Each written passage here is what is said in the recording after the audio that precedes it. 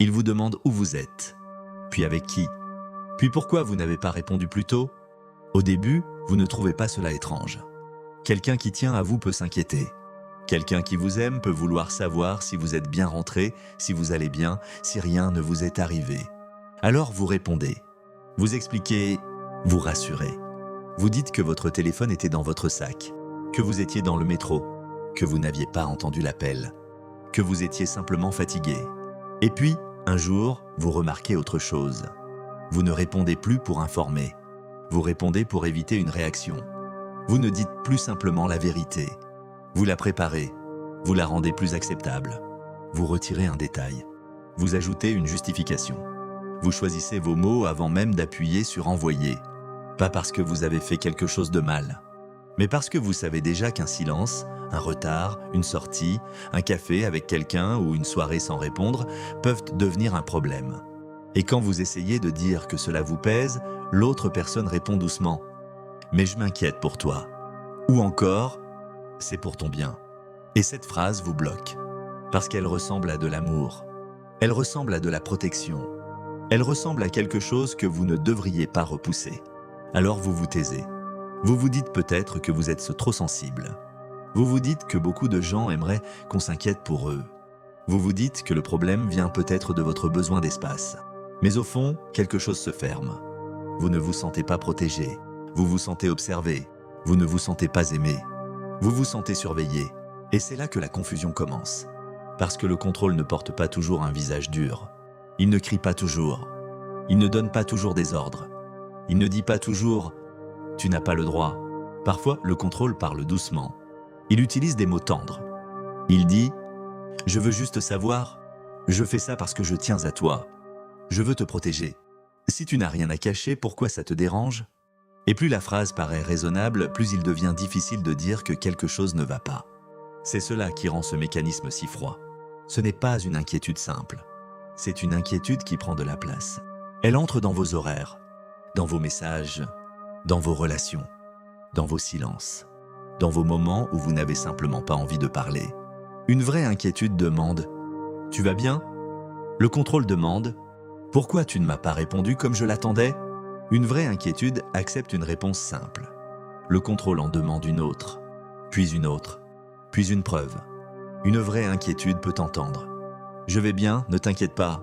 Le contrôle entend « Pourquoi tu ne veux pas m'en dire plus ?» Et à force, vous ne savez plus si vous êtes aimé ou interrogé. C'est pour cela qu'il ne faut pas regarder une phrase isolée. Il faut regarder le pattern. Une personne peut être inquiète une fois. Elle peut avoir peur. Elle peut poser trop de questions dans un moment de stress. Cela arrive. Mais quand chaque sortie doit être expliquée, ce n'est plus seulement de l'inquiétude. Quand chaque silence doit être justifié, ce n'est plus seulement de l'inquiétude. Quand chaque retard devient une accusation déguisée, ce n'est plus seulement de l'inquiétude. Quand vous commencez à vous demander ce que vous avez le droit de faire avant même de le faire, ce n'est plus seulement de l'inquiétude. C'est une forme de contrôle qui a appris à se présenter comme de l'amour. Vous le sentez dans des scènes très simples. Vous êtes assis dans un petit café presque vide. Il pleut dehors. Vous parlez avec quelqu'un depuis 20 minutes. Rien de secret, rien de dangereux. Mais votre téléphone s'allume. Puis encore, et au lieu d'écouter la personne en face de vous, vous commencez déjà à fabriquer une explication. Vous ne pensez plus « je répondrai plus tard ».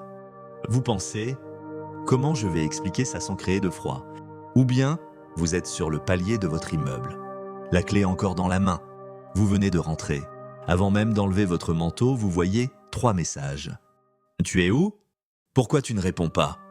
J'étais inquiet. » Et votre première sensation n'est pas d'être attendu. C'est d'être contrôlé. Ou encore, vous êtes à un dîner chez des amis. Tout le monde parle. Quelqu'un rit. La lumière est chaude, mais vous gardez votre téléphone posé près de votre assiette, écran vers le haut. Pas par envie, par vigilance. Parce que vous savez qu'un message laissé sans réponse peut devenir une soirée entière à vous défendre. C'est là que le contrôle devient plus profond. Il n'a plus besoin d'être présent dans la pièce. Il est déjà dans votre corps. Votre corps se tend quand le téléphone s'allume. Votre respiration change avant même de lire le message. Votre main va vers l'écran avant votre volonté. Vous savez que la conversation peut basculer. Vous savez qu'une question peut devenir un procès. Vous savez que même si la voix reste calme, quelque chose est en train de vous enfermer. Quand votre corps commence à vivre une simple notification comme une pression, il faut l'écouter. Pas pour accuser immédiatement, pas pour dramatiser, mais pour observer. Votre malaise contient souvent une information que votre esprit essaie encore d'excuser. Vous dites peut-être « ce n'est pas si grave ». Il fait ça parce qu'il tient à moi, elle a peur de me perdre. C'est sa façon d'aimer. Mais une façon d'aimer qui vous fait rétrécir mérite d'être regardée. Une façon d'aimer qui vous pousse à mentir sur des choses banales mérite d'être regardée. Une façon d'aimer qui vous fait cacher votre besoin d'être seul mérite d'être regardée. Parce que le signe le plus clair du contrôle n'est pas toujours ce que l'autre personne fait. Parfois, le signe le plus clair, c'est ce que vous commencez à faire pour éviter sa réaction. Vous prévenez avant qu'on vous demande. Vous donnez des détails que personne n'a le droit d'exiger. Vous répondez vite, même quand vous êtes épuisé. Vous évitez certaines personnes, non pas parce qu'elles vous font du mal, mais parce que l'autre personne ne les aime pas. Vous changez vos plans pour ne pas avoir à expliquer. Vous supprimez un message innocent simplement parce que vous savez qu'il pourrait être mal interprété. Vous écoutez un message vocal de 20 secondes plusieurs fois, non pour comprendre les mots, mais pour mesurer le ton. Était-il froid? Était-elle blessée? Est-ce que vous allez devoir réparer quelque chose que vous n'avez pas cassé? À ce moment-là, le contrôle n'a plus besoin de crier. Il a réussi, parce que vous vous surveillez vous-même. C'est l'une des choses les plus froides dans ce type de relation. L'autre personne devient une voix dans votre tête. Avant de sortir, vous pensez « Comment je vais expliquer ça ?» Avant de répondre à quelqu'un, vous pensez « Est-ce que ça va poser problème ?» Avant de prendre du temps pour vous, vous pensez « Est-ce qu'on va me le reprocher ?» Avant de dire non, vous pensez « Est-ce que je vais passer pour quelqu'un de cruel ?» Ce n'est plus une relation. C'est une autorisation permanente à demander. Et pourtant, de l'extérieur, tout peut sembler normal. Personne ne voit forcément une scène violente. Personne n'entend forcément un cri. Personne ne voit forcément une interdiction directe. Parce que le contrôle est devenu subtil. Il se cache dans les petites questions, dans les soupirs, dans les silences après votre réponse, dans les d'accord qui ne veulent que pas dire d'accord, dans les messages courts qui vous font comprendre que vous allez payer votre liberté plus tard, dans cette manière de vous faire sentir que vous avez blessé quelqu'un simplement parce que vous avez gardé un espace à vous. Alors, n'écoutez pas seulement les mots, regardez ce qui se passe après vos réponses. Quand vous répondez simplement, est-ce que la personne accepte ou est-ce qu'elle insiste? Quand vous dites « je préfère ne pas en parler », est-ce qu'elle respecte ou est-ce qu'elle devient froide? Quand vous dites « je te répondrai plus tard », est-ce qu'elle comprend ou est-ce qu'elle vous punit avec distance? Quand vous dites « j'ai besoin d'être seul ce soir », est-ce qu'elle vous laisse respirer? Ou est-ce qu'elle transforme votre besoin d'espace en preuve que vous ne l'aimez pas? La réaction à votre limite dit souvent plus que toutes les phrases d'amour. Une personne qui vous aime vraiment peut être inquiète. Elle peut être déçue. Elle peut avoir besoin d'être rassurée. Mais elle ne transforme pas votre limite en faute morale. Elle ne fait pas de son inquiétude une loi. Elle ne vous oblige pas à sacrifier votre paix pour calmer chaque peur. Elle peut dire « D'accord, prends ton temps », même si ce n'est pas confortable pour elle. Elle peut dire « Je suis là si tu as besoin », sans vous poursuivre. Elle peut dire « Je comprends », sans exiger un rapport complet. Mais une personne qui contrôle aura souvent une autre réaction. Elle fera comme si votre limite était une attaque. Elle dira que vous avez changé. Elle dira que vous êtes distant. Elle dira que vous cachez quelque chose. Elle dira que vous ne comprenez pas son amour. Elle dira que c'est vous qui rendez les choses compliquées. Et peu à peu, vous commencerez à douter de votre droit le plus simple. Le droit d'avoir une zone intérieure que personne ne possède. Ce droit est pourtant essentiel. Même dans une relation proche. Même dans une relation intime. Même dans une relation familiale. Même avec quelqu'un qui vous aime. Vous avez le droit de ne pas tout raconter immédiatement. Vous avez le droit de répondre plus tard. Vous avez le droit de voir quelqu'un sans devoir rédiger un rapport. Vous avez le droit de changer de plan. Vous avez le droit de garder certaines pensées pour vous. Vous avez le droit d'avoir une vie intérieure. Et quelqu'un qui vous aime ne devrait pas traiter ce droit comme une trahison. Certaines personnes confondent proximité et accès total. Elles pensent qu'aimer signifie tout savoir. Elles pensent qu'être proche signifie avoir un droit permanent sur votre attention. Elles pensent que votre silence leur appartient, que votre temps leur appartient, que votre espace doit toujours rester disponible pour leur peur. Mais être proche de quelqu'un ne veut pas dire devenir transparent jusqu'à disparaître. Une relation saine ne demande pas que vous retiriez toutes les portes de votre maison intérieure. Elle demande de la confiance. Et la confiance n'a pas besoin de fouiller. Elle n'a pas besoin de vérifier chaque détail. Elle n'a pas besoin de vous faire sentir coupable parce que vous n'étiez pas disponible à la minute exacte. Le contrôle, lui, ne supporte pas l'espace. Il veut remplir les blancs. Il veut interpréter les silences. Il veut posséder les explications. Il veut transformer votre liberté en quelque chose qui doit être validé. Et quand vous commencez à reprendre un peu d'espace, il se révèle. C'est souvent là que tout devient clair. Pas quand vous obéissez, pas quand vous rassurez, pas quand vous expliquez encore, mais quand vous arrêtez de donner plus que nécessaire. Vous dites simplement « Je vais bien, je te répondrai plus tard » et vous observez. Vous dites « Je comprends que tu t'inquiètes, mais je n'ai pas envie de tout expliquer » et vous observez. Vous dites « Je ne veux pas être interrogé comme ça » et vous observez. Vous dites « J'ai besoin d'un peu d'espace » et vous observez. Ce n'est pas votre phrase qui compte le plus. C'est ce que l'autre personne fait avec cette phrase. Est-ce qu'elle essaie de comprendre? Ou est-ce qu'elle essaye de vous faire payer? Est-ce qu'elle entend votre limite? Ou est-ce qu'elle la transforme en preuve contre vous? Est-ce qu'elle respecte votre calme? Ou est-ce qu'elle provoque une crise pour reprendre le pouvoir? Dans un bureau, cela peut être très discret. Vous êtes dans un couloir entre deux portes vitrées. Vous dites simplement « Je ne peux pas parler maintenant ». L'autre personne sourit. Elle ne crie pas. Elle ne vous insulte pas. Mais plus tard, elle devient froide. Elle répond moins. Elle vous fait sentir que vous avez fait quelque chose de mal. Et si vous demandez ce qui ne va pas, elle dit « Rien », mais ce rien vous fait payer. Dans un dîner, cela peut être encore plus subtil. Devant les autres, elle vous demande avec douceur « Tu ne m'avais pas dit que tu venais ici ». Tout le monde continue de manger. Personne ne voit l'attention. Mais vous, vous entendez le vrai message. Pourquoi ne m'as-tu pas informé? Pourquoi ai-je dû l'apprendre ici? Pourquoi as-tu eu un moment qui n'était pas sous mon regard?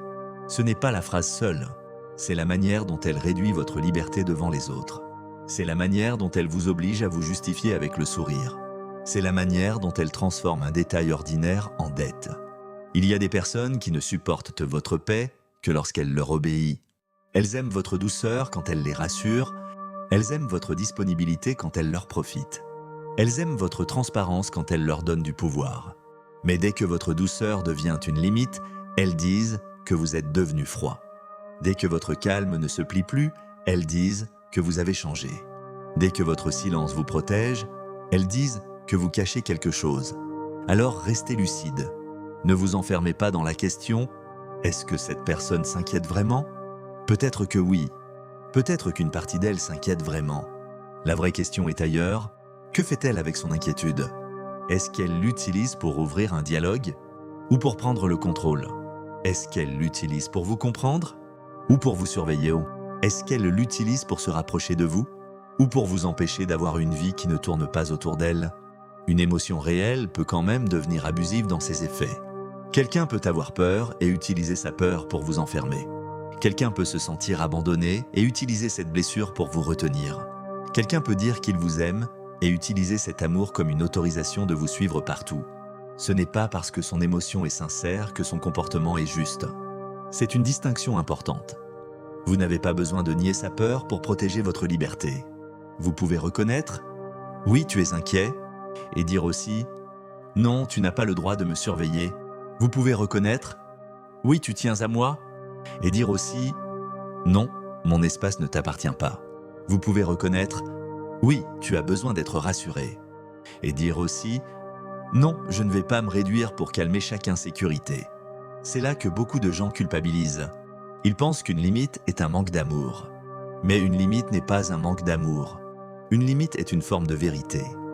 Elle dit « Je peux être en lien avec toi sans disparaître ».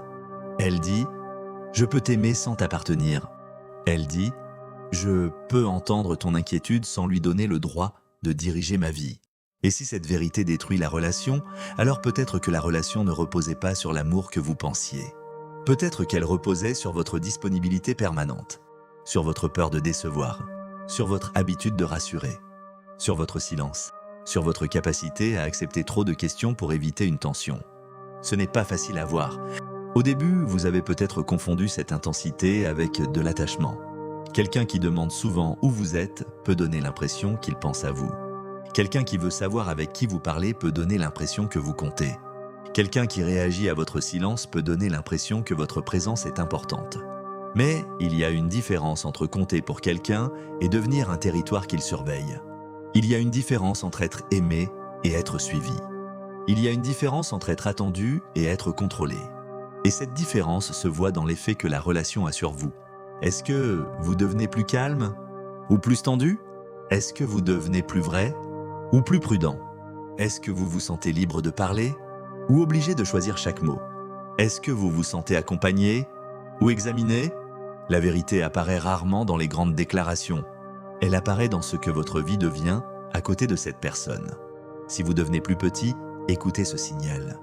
Si vous devenez plus nerveux, écoutez ce signal.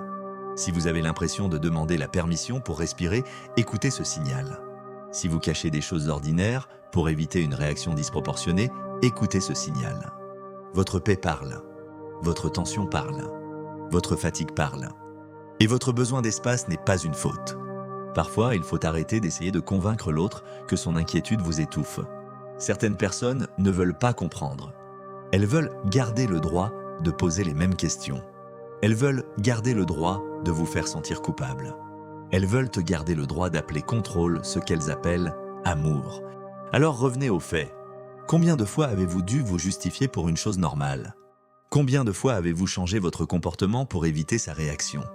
Combien de fois avez-vous senti que votre réponse ne suffisait jamais? Combien de fois avez-vous dit oui alors que vous aviez besoin de silence? Combien de fois avez-vous abandonné une partie de votre liberté pour maintenir la paix? Ce sont ces répétitions qui parlent. Pas une seule dispute, pas un seul message, pas une seule question. Les répétitions, le pattern. Et quand vous voyez le pattern, vous n'avez plus besoin de vous traiter comme quelqu'un d'ingrat. Vous n'êtes pas ingrat parce que vous refusez d'être surveillé. Vous n'êtes pas froid parce que vous avez besoin d'espace. Vous n'êtes pas cruel parce que vous ne voulez pas tout expliquer. Vous n'êtes pas suspect parce que vous avez une vie intérieure. Vous n'êtes pas égoïste parce que vous ne voulez plus vivre sous une inquiétude qui vous étouffe. Vous êtes simplement en train de reconnaître une chose que vous avez peut-être ignorée trop longtemps. La vraie inquiétude ne vous enlève pas votre liberté. Le contrôle, lui, appelle surveillance amour. Il appelle pression protection. Il appelle interrogatoire attention. Il appelle votre limite une blessure. Il appelle votre calme une distance. Il appelle votre espace un danger. Mais les mots ne changent pas la nature d'un acte.